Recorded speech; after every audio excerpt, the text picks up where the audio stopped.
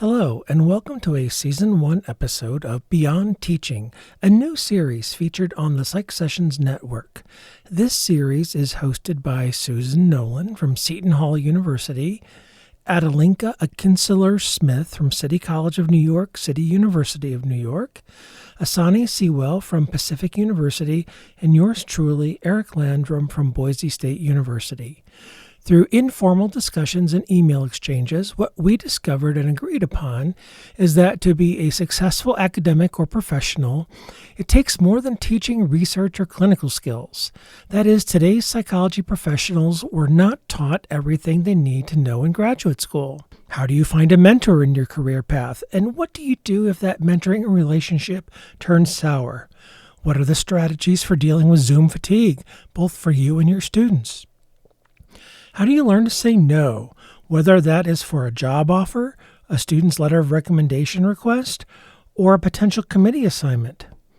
How do you choose what journal to submit your work to, and how do you deal with cranky reviewers? These topics and more are discussed in the Season 1 episodes that are now being released spring and summer of 2021. In future seasons, we'll be inviting guest experts to join us, and we have a host of topics to discuss regarding areas of our jobs that no one ever prepared us for. Now, I don't mean that to sound cranky or anything, but there really is a lot that no one ever told us, right? And so that's what this podcast is all about, taking us beyond teaching.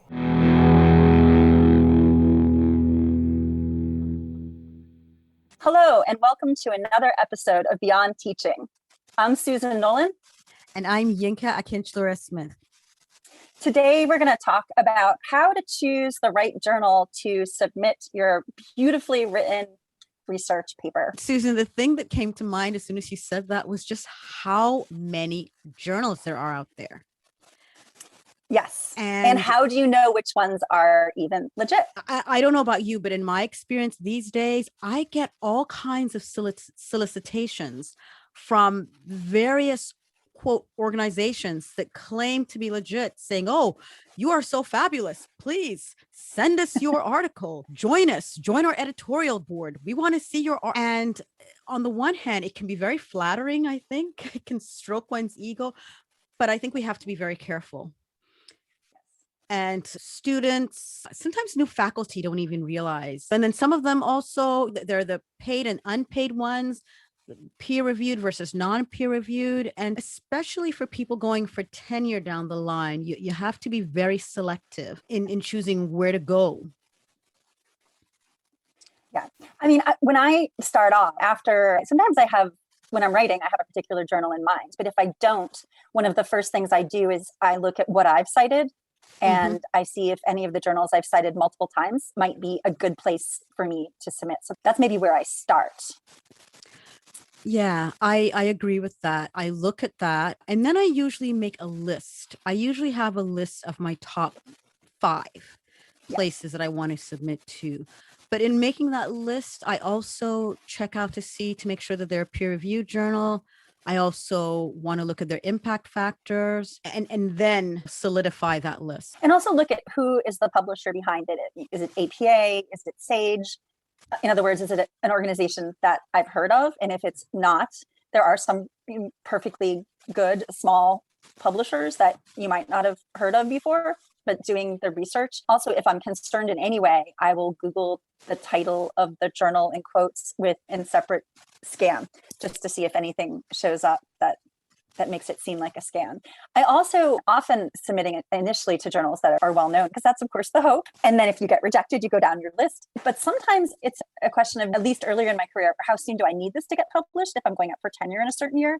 And so do I go for the top journal if I don't have enough time, or do I go for something that might be less of a reach? Yeah, and when you're just saying that brought 2 things to mind. The other thing for people to be aware of is that some places, the journals suggest have a fee attached to them for publication. And I think you have to weigh the pros and the cons of paying versus non-paying. And that's different from the whole open access thing. There's some overlap, but yes. Yes. And the other thing I also wanted to touch on, and maybe we can speak about it more, is that whole rejection piece.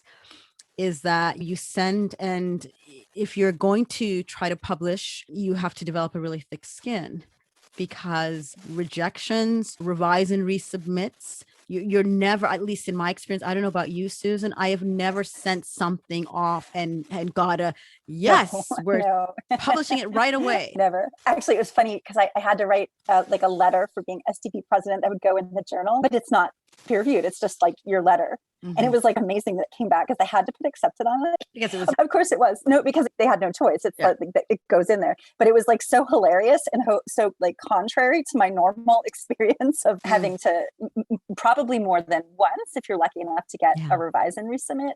And also, I think anonymity, frankly, makes some reviewers mean. Absolutely. Absolutely. And that's the flip side. And I'm sure we can talk about it another time in terms of being on the other side and reviewing articles, but just a little gentle kindness goes a long way, as opposed to really making people feel small and insignificant. But back to choosing a journal, another important factor is the types of papers that they accept. And if you have a pretty much straight, basic, you did a big quantitative study kind of thing, original research, pretty much everyone takes that. But within the scholarship of teaching and learning world, sometimes people write a piece that's more of a maybe pilot teaching project. And so different journals like Teaching of Psychology, for example, they have corners where different types of work are accepted. So you might have something that you wrote that doesn't fit in every journal. So looking at what their expectations are for the kinds of things that they publish and word counts and expectations, that can guide the choice a lot.